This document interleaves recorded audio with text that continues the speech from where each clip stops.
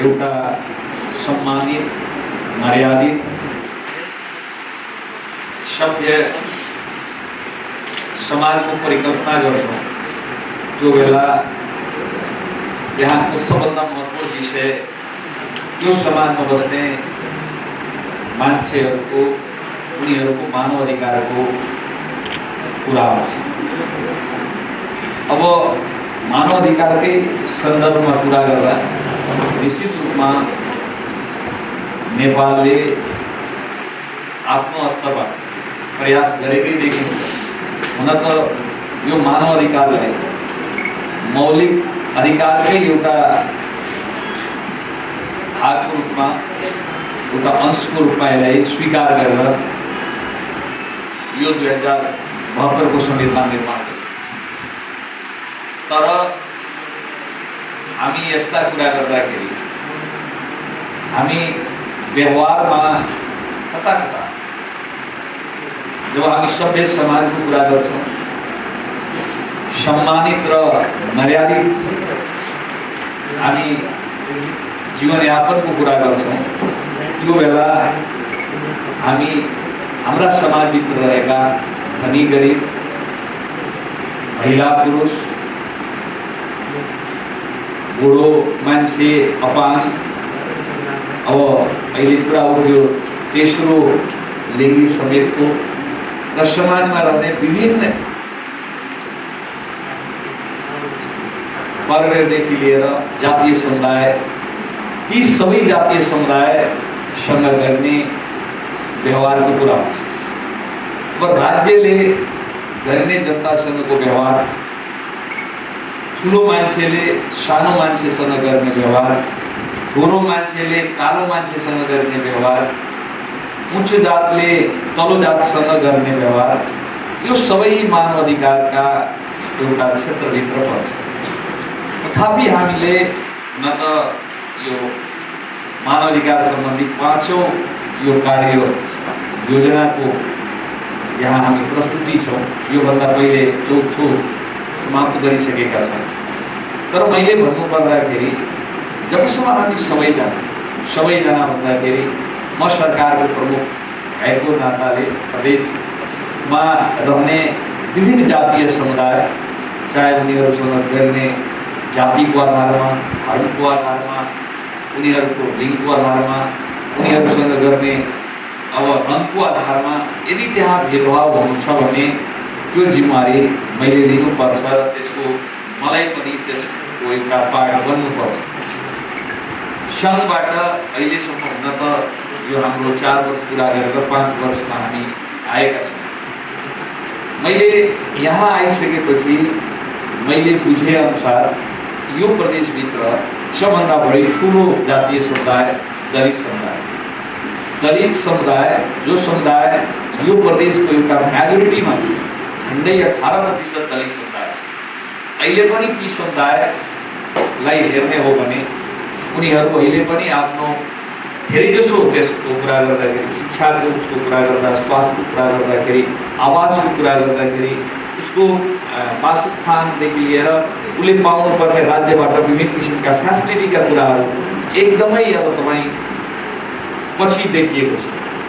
तपाईँ त्यस्तै अब तपाईँ हेर्दाखेरि मुस्लिम समुदाय जो चाहिँ एउटा जो पनि लार्जर कम्युनिटी छ, यो प्रदेशमा 12% भन्दा बढी छ, तर उसको शिक्षा स्वास्थ्यलाई हेर्ने हो भने, उसको गरिबीलाई हेर्ने हो, उसको राज्यको विभिन्न तह तबका निकायमा उसको पहुँचलाई हेर्ने हो भने एकदमै तपाईँको दलितभन्दा फरक छैन। भन्दाखेरि 18% र 12% समुदायले जोड्ने भने यो प्रदेश 30% जान्छ। भनेपछि यो समुदाय र धन महिलालाई हेर्ने हो भने जो चाहिँ 50% छ, जसको यो प्रदेशमा या चाहिँ नेपालकै कन्टेक्स्टमा हेर्ने हो भने, जनगणनालाई हेर्ने हो भने त्यहाँ चाहिँ हामी 50% महिलालाई हेर्छौँ। तर महिलालाई पनि उनीहरूका अहिले पनि हामीलाई अब यसलाई मैले भन्नुपर्दाखेरि अब यो हामीले बनाएको संसारकै उत्कृष्ट कहिलेकाहीँ 47 सालको संविधान जस्तै जारी गर्नेहरूको भने र त त्यही संविधानको तहतमा रहेर म चाहिँ मुख्यमन्त्री पनि छु। के छ भने अहिले पनि महिला, अहिले 21औं शताब्दीमा अहिले पनि महिला आमाको नामबाट नागरिकता पाउन सकेका छैन। अहिले पनि यो प्रदेशका जहाँसम्म कुरा छ, यहाँ हाम्रा यो प्रदेशका विभिन्न सेक्टरबाट आउनुभएका आफ्ना जिम्मेवार व्यक्तिहरूको पनि कुरो उठ्यो। अहिले पनि यहाँ यो प्रदेशमा लाखौँ व्यक्ति स्टेटलेसको अवस्थामा रहेका छन्। उसको कहीँ कतै उ छैन। नागरिकता तपाईँको युरोप अमेरिकाको कुरा गर्ने हो भने बच्चा जन्मने बित्तिकै नेपाली गएर पनि अमेरिकामा बच्चा जन्म्यो भने के त्यो मुलुक होइन त?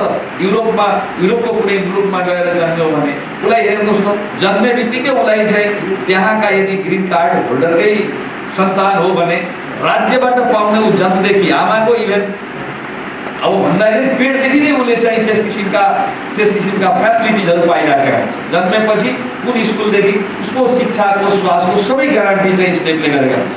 अमेरिका जस्तो देशमा मैले पढेको अनुसार त्यसको भूमिमा आकाशमा उड्दा उड्दै त्यो बच्चा जन्मन्छ भने त्यसको चाहिँ त्यहाँको ग्रिन कार्ड या त्यहाँको नागरिक भएर जान्छ भने नेपालमा चाहिँ वर्षौँ यस्ता अब बसेका अब कति बिडौना छ भने यहाँ चाहिँ अब बुवाको नागरिकता छ, छोराको नागरिकता छैन, आमाको नागरिकता छ, अहिले चाहिँ छोराको नागरिकता छैन। त्यस्ता चाहिँ अहिले चाहिँ लाखौँ व्यक्तिहरू छन् जो चाहिँ अहिले नागरिकताबाट विहीन छ। यसको दोष कसले लिने त? जिम्मेवारी कसलाई दिने त?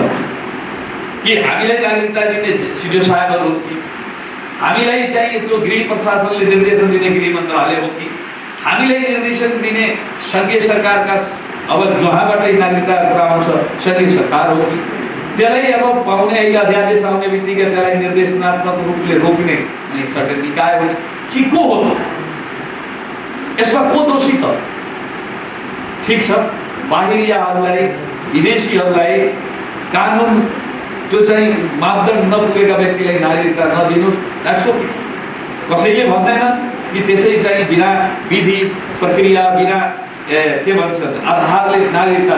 तर यहाँ चाहिँ लाखौँ युवाहरू छन्, उनीहरू अहिले स्टेटलेसको अवस्थामा छ। कुन कहाँ जाने त उनीहरू? कोसँग गुनासो गर्ने त? अहिले म काठमाडौँमा एउटा पत्रिकामा पढेँ, एकजना आमाले आत्महत्या गरे। त्यो आत्महत्या गर्नुको पछाडि के थियो भने उनका दुईजना छोराछोरी ग्रेजुएसन कम्प्लिट गरिसकेका छन्। गरिसकेपछि पनि आमाले आमासँग सधैँ भन्ने कि तपाईँ नागरिकता हाम्रो बनाइदिनु। बिचारी आमा अब श्रीमान यदि छैन भने आमाको नामबाट नागरिकता नदिने प्रावधान छ। झन् चाहिँ एउटा सुप्रिम कोर्ट त्यो अदालतको कहिले चाहिँ त्यस किसिमका चक्कर लगाउने त्यो जहाँ गई जिल्ला प्रशासन कार्यालयमा उनलाई दिएन, उनी चाहिँ आत्महत्या गरे। किनभने आफूले जन्माएको छोराछोरीलाई नागरिकता दिलाउन सके। के यो मानवाधिकारभित्र पर्ने घटना हो कि होइन? त्यस्ता यो त एउटा प्रतिनिधिमूलक मैले चाहिँ सुनाएँ। त्यस्ता मैले भने लाखौँ व्यक्ति हामी सरकारमा आउँछ कि उसको आमाको नागरिकता छ, विभिन्न कारणले बुवाको नागरिकता हुन सकेको छैन, उसको छोराको नागरिकता हुन सकेन, अहिले 30 वर्ष 35 वर्ष पनि पुगिसकेका छ, त्यो अवस्थामा छ। के यो मानवाधिकारभित्र पर्ने घटना हो कि होइन? त्यो जिम्मेवारी कसले लिने त? हुन त यो हामी 5औं मानवाधिकार सम्बन्धी कार्ययोजनाको कुरा गर्दैछौँ। यो भित्र पर्ने हो भने अहिले चाहिँ महिलाको कुरा गर्ने हो भने यो प्रदेश हाम्रो प्रदेशमा आउँ जहाँ 50% भन्दा त्यसै हाराहारीमा महिलाको उपस्थिति छ। त्यो महिलालाई हामी चाहिँ उसको महिला भएकै कारणले विभिन्न अवसरबाट मुक्ति हुनु के अरे वञ्चित हुनु, महिला भएकै कारणले उसले चाहिँ चाहिने आफ्नो चाहिँ क्षमतालाई प्रदर्शन गर्न नसक्ने, विभिन्न पारिवारिक जातीय क्षेत्रीय जुन विभिन्न किसिमका जुन उसको परिबन्ध छ त्यो परिबन्धको शिकार भएर त्यो किसिमका उसले चाहिँ ऊ नपाउनु। हुन त प्रदेश सरकारले सुरुदेखि नै मेरो सुरुदेखि मान्यता के छ भने कि महिला जो समाजका आधा हिस्सा रहेकी छन् ती महिलालाई तपाईँलाई अब समान अधिकार दिन सक्नु भएन। सबै राज्यको विभिन्न तह तबका निकायमा समान उसको चाहिँ प्रस्तुति गराउन सक्नु भएन भने यो प्रदेश होइन मुलुकको समृद्धि र विकास सम्भव छैन। यो मान्यताले हामीले ल्याएको हाम्रा ऐनहरू, चाहे प्रदेश प्रहरी ऐन होस् चाहे प्रदेश निजामती सेवा ऐन होस्, त्यसमा चाहिँ अब तपाईँको 50% हामी आरक्षण गरेका छौँ। यो तपाईँ हेर्नु होला। आज म यो सभामा सबै प्रतिनिधिमूलक यहाँ उपस्थिति छ कि आउने 12-15 वर्षमा तपाईहरु हेर्नु होला, हरेक प्रहरी कार्यालयमा तपाईको हरेक प्रहरी कार्यालयको पहिलो वा दोस्रो यहाँको महिला हुनुहुन्छ। त्यो किसिमका सोच हरेक प्रहरी कार्यालयमा तपाईँ त्यहाँका दलितका छोरा, यहाँका मुस्लिमका छोरा, यहाँ अल्पसंख्यकका छोरा, यहाँ गरिबका छोराहरू त्यो प्रहरी प्रमुख भएर बस्नुहुन्छ। हरेक प्रहरी कार्यालयमा त्यहाँ महिलाको समान उपस्थिति हुनेछ। यो सरकारले कहिलेसम्म तपाईको यो ठेकेर राख्न सक्छ? संविधानलाई कहिलेसम्म चाहिँ कार्यान्वयन गर्दिन भनेर भन्न सक्छ? विश्वास छ हामीलाई कि यो संविधान कार्यान्वयन गर्नुपर्छ। यो राज्यको दायित्व हो, हामी सबैको दायित्व हो र त्यसैले प्रदेशभित्रका प्रहरी र प्रशासन प्रदेशको क्षेत्राधिकारभित्र पर्ने भएकोले तपाईँ हेर्नु होला, त्यो जब महिलाको पहुँच यहाँ खाली चाहिँ चुला खाना पकाउनेदेखि लिएर घरका काम गर्ने होइन, महिला यो देशको शासक बन्न सक्छिन्, महिला यो देशको प्रशासक बन्न सक्छिन्, महिला यो देशको डक्टर, इन्जिनियर चाहिँ जे पनि बन्न सक्छिन्। यो जबसम्म सोच हुँदैन तबसम्म समृद्धि सम्भव छैन।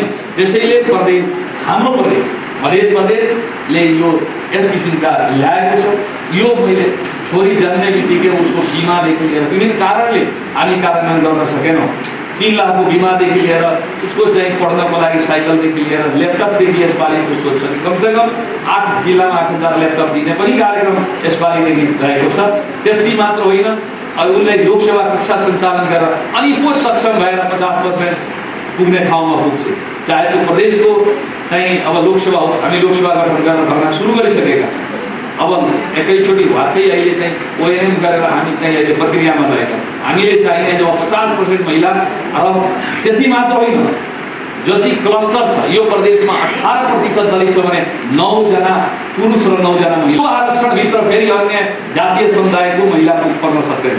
त्यस्तै मुस्लिमको छ, 12% छ भने 6% मुस्लिम र 6% मेल र 6% फिमेल, यानि पुरुष र महिला 50-50। त्यस्तै जति इभेन खसारेलाई पनि यो प्रदेशले आरक्षण गरेको छ। 4.52 जति जनसङ्ख्या छ त्यस अनुसारको आरक्षण गरिएको छ प्रदेश। त्यस किसिमका जातीय क्लस्टरको आधारमा दिएको छ। हुन त हाम्रो यो पहिलो प्रदेश हो अध्यक्ष, तपाईहरु सबैले बुझ्नुपर्छ जहाँ दलित इम्पावरमेन्ट हामी ल्याएका छौँ। हुनसक्छ होला विभिन्न कारणले, विभिन्न हाम्रो आर्थिक स्रोत साधनले हामी चाहिँ त्यस किसिमका सुविधा दिन सकेका छैन। तथापि दलित इम्पावरमेन्टले दलितसँग गर्ने भेदभावलाई, जो चाहिँ छुवाछुतको सवाल हो, उसँग अमर्यादित व्यवहारका सवाल हो र उसँग गर्ने कुनै पनि किसिमका अमानवीय व्यवहार, त्यसलाई नियन्त्रण गर्नको लागि र दोषीलाई कडा। अपने शहर जनकपुर धाम में ग्रैंड ओपनिंग भेल अछि ज्योति आँखा अस्पताल। जी हाँ, एहि क्षेत्रक आँखि के बिरामी सबके समस्या के बुझैत जनकपुरक रामानंद चौक पर खुलि गेल अछि ज्योति आँखा अस्पताल प्राली, जतऽ MBBS Calcutta, MS PGI Chandigarh से केने वरिष्ठ नेत्र रोग विशेषज्ञ डॉक्टर सवीन साहू पूर्णकालीन सेवा दऽ रहल छथि। यतऽ इंडिया आ जापान से तालीम एवं लहान में कार्य अनुभव प्राप्त डॉक्टर द्वारा आँखि के संपूर्ण इलाज एवं शल्य क्रिया करै छथिन। हमर सबक सेवा सब आँखि के OPD तथा इमरजेंसी सेवा, चश्मा आ कॉन्टैक्ट लेंस सेवा, लहान के फिश हुक प्रविधि द्वारा सुलभ रेट में मोतिया बिंदु के शल्य क्रिया। नमस्ते, म हरे कृष्ण शाह। मेरो दुईटै आँखामा क्याटरेक्ट थियो, मोतिया बिन्दु थियो, शल्यक्रिया गराएँ र मेरो लागि त दृष्टि देवता नै हुनु भएको छ सबिन साहू सर। अत्याधुनिक फेको प्रविधि द्वारा गुणस्तरीय फोल्डेबल लेंस सहित के मोतिया बिंदु के शल्य क्रिया। जनकपुर में पहिल बेर विशेषज्ञ डॉक्टर द्वारा ओकुलोप्लास्टिक के सेवा, जेना आँख के ढकनी, आंसू के नली, आँखक अगल बगल के गांठ गुट्टी ट्यूमर के शल्य क्रिया, संगे कॉस्मेटिक शल्य क्रिया आ बोटॉक्स इंजेक्शन की सुविधा। बिना सुइया के टॉपिकल फेको अस्पताल में भरना नहीं होबो पड़े, ताई से डे केयर सर्विस के सुविधा सेहो प्रदान कैल गेल। संगे जल बिंदु के विशिष्ट जांच एवं शल्य क्रिया सेवा। ये अस्पताल प्राइवेट भेला के बावजूदो एहि अस्पताल में सर्व सुलभ दर में गुणस्तरीय सेवा के संगे जनरल बेड, केबिन आ अलग सिंगल केबिन के सेहो सुविधा अछि। याद राखब वरिष्ठ छाला यौन तथा कुष्ठ रोग विशेषज्ञ डाक्टर राम ज्ञान यादव आ चर्चित दंत रोग विशेषज्ञ डाक्टर नीमू यादव बैसा वाला एहि क्लिनिक कॉम्प्लेक्स में आब सँ आँखि रोगी सबक सेहो इलाज भेटत। विशेष जानकारी के लेल संपर्क ज्योति आँखा अस्पताल प्राइवेट लिमिटेड, रामानंद चौक, जनकपुर धाम, वार्ड नंबर 9। संपर्क फोन नंबर 041 526 331 आ मोबाइल नंबर 98 247 96 481। कडा कारवाही गर्नको लागि हामीले बनाएको ऐनमा के छ भने मुख्यमन्त्रीको अध्यक्षतामा प्रदेशको गृहमन्त्री, प्रदेशका प्रहरी प्रमुख र प्रदेशका के भन्छ प्रदेश सभाका माननीय प्रदेश दलित प्रदेश सभा सदस्यहरूको अध्यक्ष एउटा कमिटी छ। त्यसै दलित विकास समिति छ, त्यसमा चाहिँ दलितका छोराछोरीलाई उच्च शिक्षा प्राप्तिदेखि लिएर उनीहरूको लागि जस्तो कि टेक्निकल एजुकेसन छ, इन्जिनियर, मेडिकल, यो लाइनमा पढ्नको लागि पनि उनीहरू आकाङ्क्षित छन् भने त्यसमा पनि प्रदेश सरकारले सहयोग गर्छ। उनीहरूको शिक्षा के अरे स्वास्थ्य बिमादेखि लिएर उनीहरूको रासन कार्ड दिनेसम्म पनि त्यसमा प्रावधान राखिएको छ। स्टेटको त्यसको चाहिँ अब के भन्छ रिसोर्स जति बढ्दै जान्छ त्यस किसिमका सुविधाका कुराहरू हामी ऐन बनाइसकेका छौँ। अर्थात् म मुख्यमन्त्रीको रूपमा रहौँ या नरहौँ, जोसुकै आए पनि 50% हामीले आरक्षण गरेको महिलाको हकलाई कसैले हटाउन सक्दैन। 18% दलितलाई हामी जुन आरक्षण गरेका छौँ त्यसले हटाउन सक्दैन। यो हाम्रो प्रयास हो, हामी प्रयास गर्दैछौँ। यसको सँगसँगै मैले भन्नुपर्दाखेरि कता दुःख लाग्छ कि अब संविधानमा यतितिर व्यवस्था भएकोले दलितमाथि हुने हिंसालाई अब हामीले इन्फर्मेसन पाउनु हो भने यहाँका प्रदेशका प्रहरीका जुन प्रमुख या कार्यालय छ त्यो मार्फत जो संविधान त कानुन त हामीलाई हुनुपर्ने ठाउँमा अहिले पनि संघीय सरकारको गृह मन्त्रालयले त्यसलाई नियन्त्रण निर्देशित गरेर यो विडम्बना छ। संविधानको कार्यान्वयनको हामी फेजमा रहेको अवस्थामा यस किसिमका संघीय सरकारको अब भन्दाखेरि अनिच्छा अब त्यस किसिमका सोच चिन्तनले गर्दा अहिले चाहिँ त्यो कार्यान्वयनमा जान सकेको छैन। त्यसैले अब त्यस्ता थुप्रै कुराहरू छ, यही घटना हुन्छ। दलितमाथि हिंसा, महिलामाथि हिंसा, महिलालाई जिउँदै जलाउनेदेखि लिएर विभिन्न थुप्रै समाजका अब भन्दा घृणित अपराधहरू हुन्छ। त्यो अपराधलाई नियन्त्रण निर्देशित गर्न हामीले चाहिँ कार्यान्वयन जानको लागि दोषीलाई कडाभन्दा कडा कारवाही गर्नको लागि हामीले कसको वेट गर्नु परिरहेको छ? संघीय सरकारको सम्बन्धित मन्त्रालय। यो विडम्बना छ। र यो पनि मानव अधिकार क्षेत्रभित्र पर्छ कि नपर्छ यस्ता कुराहरू छन्। यो सबै अधिकार क्षेत्र अन्य सचरीले एकजना हाम्रो पत्रकार साथीले भन्नुभयो कि अब भन्दाखेरि अब 3 तहमा 4 तह जोडिदिनु होइन, 4 तह। मैले एकचोटि बैठक बस्दाखेरि प्रधानमन्त्रीले बोलाउनु भएको बैठकमा अब त्यो बेला ओलीजी हुनुहुन्थ्यो, उहाँसँग कुरा गर्दाखेरि मैले भने कि यो जिल्ला समन्वय समिति किन राख्नु हो तपाईँहरू? यदि राख्नु भएछ भने यसलाई अधिकार दिनुहोस्, राख्ने आवश्यकता छैन भने हटाइदिनुहोस्। बेकारमा यो एउटा संस्था खडा गर्नुभएछ, त्यहाँ जिल्ला के अरे समन्वय समितिको सभापतिको रूपमा एउटा प्रमुखको रूपमा तपाईँ पहिले सभापति र अहिले प्रमुखको रूपमा तपाईँ गर्नुभएछ। न त्यहाँ बजेट छ न काम गर्ने त्यहाँ उनीहरूको के छ कस्तो केही छैन। तर होइन, यो त मैले र रामचन्द्रजीले गरेको, माधवजी ल्याएको र यो मेरो प्रयासले आयो। किन ल्याउनु भएको ठिकै छ, यसलाई काम त दिनुहोस्। कमसेकम पहिले बालुवा गिटी यीहरूलाई यो के अरे त्यो चाहिँ अब ठेक्का लगाउने त्यसलाई चाहिँ काम गर्ने एउटा चाहिँ ऊ हुन्थ्यो। मैले भने काम त दिनुहोस् न, ठिक छ बनाउनु भयो ठिकै छ, हुन त त्यसको आवश्यकता छैन। संघीयतामा गइसकेपछि टुटियो, दुईटा लेयर, दुईटा तह हुन्छ, एउटा सङ्घ र एउटा प्रदेश हुन्छ। स्थानीय तहमा राखिँदैन, स्थानीयको एउटा आफ्नै हुन्छ जो चाहिँ अब इन्डियाकै कुरा गर्ने हो भने त्यहाँका अहिले चाहिँ स्थानीय तहको चुनावमा पार्टीले सिस्टमबाट त्यहाँ चुनाव हुन्छ। पार्टीको तर्फबाट झन्डा लिएर चुनाव हुँदैन। अब पार्टीको तह के अरे झन्डा लिएर चुनाव लड्नेहरू सबभन्दा पार्टीको चाहिँ के गर्छ? वकालत गर्छ। अब पार्टीको वकालत उसको त सबभन्दा प्रमुख दायित्व के हो भने स्थानीय रूपमा रहेका विभिन्न किसिमका डेभलपमेन्टल एक्टिभिटिजहरू, विकासका कामहरू गर्नु उसको प्रमुख दायित्व। कि पार्टीको गएर चाहिँ अब नेताहरूलाई चाकरी गर्नु, नेताहरूलाई त्यहाँ गएर चाहिँ अब के भन्छ त्यहाँ गएर चाहिँ अब गणेश परिक्रमा गर्नु, त्यो त आवश्यकता किन थियो स्थानीय तह? त्यो त विकास गर्ने एउटा निकाय हो, विकास युनिट हो, डेभलपमेन्टल युनिट हो। त्यसलाई स्टेटको रूपमा बनाएको छ भनौँ न। हुँदा हुँदै कि त सङ्घमा न्यायिक अधिकार छ कि त प्रदेशमा, के अरे स्थानीय तहमा छ भनेपछि जुन किसिमका संविधानमा पनि जुन किसिमका अब भनौँ न एउटा संहिता विरोधी जुन कुण्ठा थियो त्यो कुण्ठालाई प्रदर्शन गर्यो, त्यहाँ चाहिँ व्यवस्थापन गरिएको भन्दाखेरि अब एउटा धेरै कुराहरू छ जो समाजमा बस्दाखेरि म बाटोमा हिँडिरहेको छु भने बाटोमा हिँड्दाखेरि कति स्पिडमा मैले हिँड्नुपर्छ र मसँग हिँड्ने मान्छे मसँग ठोकिनु हुँदैन, मसँग त्यो के भन्छ मसँग त्यसले चाहिँ कुनै किसिमको दुःख पाउनु हुँदैन भने सबैले ठानेपछि को चाहिँ अब त्यो बाटोमा हिँड्ने बटुवाको अधिकारदेखि लिएर समाजमा बस्ने समाजको अल्पसङ्ख्यक गरिब दलित र पिछडा वर्गको समेतको त्यहाँ सुनिश्चितता अधिकारको कुराहरू आउँछ। अहिले चाहिँ माओवादी समयका जुन अब त्यो सशस्त्र युद्धको समयमा अहिले पनि बेपत्ता भए, अहिले पनि अब व्यक्तिहरू अहिले पनि न्याय पाउन सकेका छन्, विभिन्न किसिमका जनयुद्धका समयमा पाउन सके, अहिले पनि मधेस आन्दोलनमा थुप्रै व्यक्तिहरू छन्, अहिले पनि जुठा मुद्दा लगाइएको छ। विभिन्न कारण हुन सक्छ होला, सरकारले स्टेटले ऊ आफ्नो शक्तिलाई प्रयोग गरेर अब अधिकारको आन्दोलन गर्ने प्रति उसले चाहिँ कडा बन्छ, जो चाहिँ अब स्टेटको सुरुदेखि नै यो के भन्छ स्टेट सञ्चालन गर्नेको नीति नियत नै त्यो अनुसारको रहेको त्यस किसिमको पाउँछ।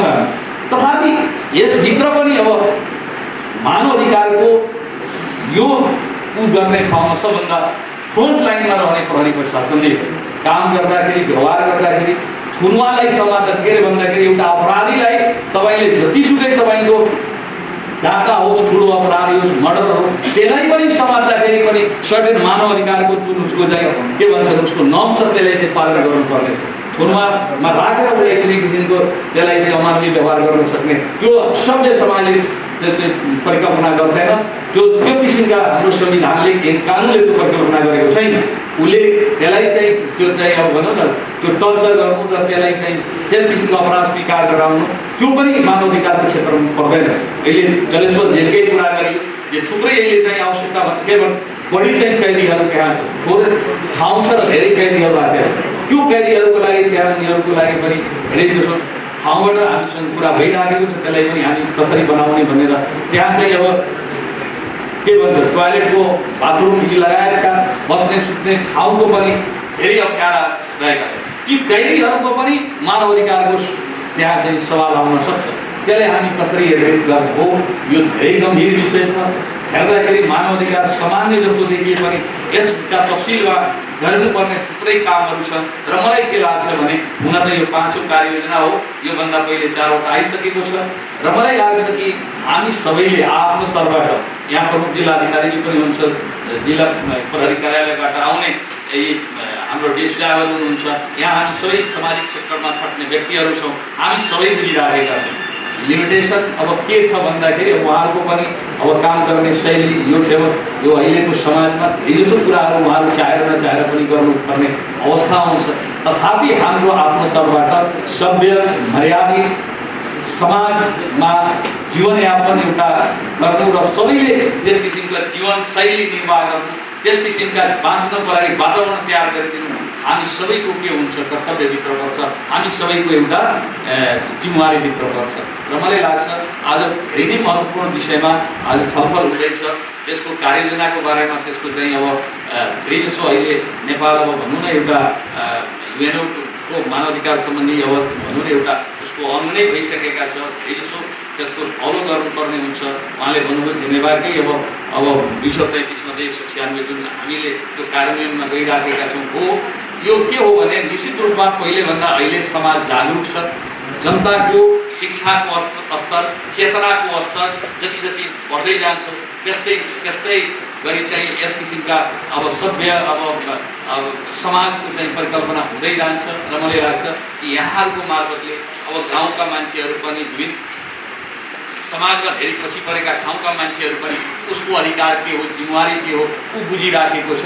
उसँग यदि सरकारको या कुनै प्रतिनिधि या पुलिस प्रशासनले कुनै किसिमको व्यवहार गर्छ भने उसले पनि क्वेसन रेज गर्छ र भन्छ कि तपाईँ मलाई यस किसिमको त्यसलाई चाहिँ अब सजाय दिने अधिकार छ। मान्छे बुझ्ने चेतनाहरू बढिराखेको, तथापि आज जुन किसिमका जुन उद्देश्यको लागि आज यो कार्यक्रम आयोजना गरिएको छ, मैले अब के अरे प्रधानमन्त्री कार्यालयको सचिवलाई म चाहिँ धन्यवाद दिन्छु। उहाँ आउनुभयो, हाम्रो पनि राय सुझाव सल्लाह त्यसमा चाहिँ अब लिने प्रयास गर्नुभयो र पक्कै पनि मलाई लाग्छ हामी सबै जागरुक भए, हामी सबै चेतनशील भए, हामी सबै आफ्नो अधिकार र कर्तव्य यदि बुझेर अगाडि बढ्छौँ भने एउटा सभ्य एउटा समाज निर्माण गर्न सक्छौँ। हामी सम्मानित र एउटा मर्यादित जीवनयापन गर्न सक्छौँ। किनभने यो हाम्रो संविधानले चाहिँ अब संविधानका मौलिक हकभित्र पनि समावेश भइसकेकोले यो हाम्रो मौलिक यो फन्डामेन्टल राइट्सको एउटा अङ्ग भइसकेको छ। त्यसैले हामी सबै यसलाई चाहिँ पालन गरौँ, हामी व्यवहारमा उतारौँ। म प्रदेश सरकारको प्रमुखको हैसियतले पनि हामी आफ्नो तर्फबाट गर्नुपर्ने काम गरौँ। सङ्घीय सरकारलाई पनि म अनुरोध गर्न चाहन्छु, सभ्य समाज निर्माणको लागि सम्मानित र एउटा समृद्ध के अरे जीवन बाँच्नको लागि, सम्मानित जीवन बाँच्नको लागि हामी सबैले आफ्नो तर्फबाट प्रयास गरेकोमा एउटा राम्रो समाज निर्माण गर्न सक्छौँ। र यो कार्यक्रमहरू यहाँहरू सबैलाई म चाहिँ धन्यवाद दिन चाहन्छु।